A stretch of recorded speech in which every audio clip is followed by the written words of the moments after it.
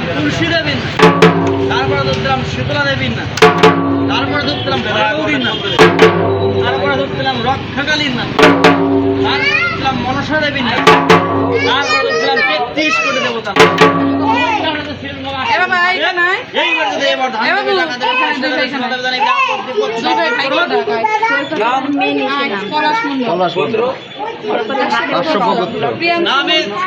প্রিয়াংশু মন্ডল, প্রদীপ্ত মন্ডল,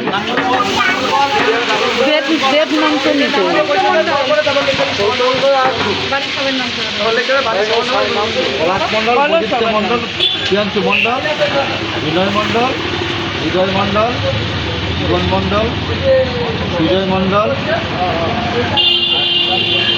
রানা মন্ডল, বিক্রম মন্ডল, রিজু মন্ডল, আদিত্য মন্ডল, রুদ্র মন্ডল, আদিত্য মন্ডল, আর হচ্ছে মহিলাদের নাম বলতে হবে? না না ঠিক আছে, ছেলেদের এই ঠিক আছে।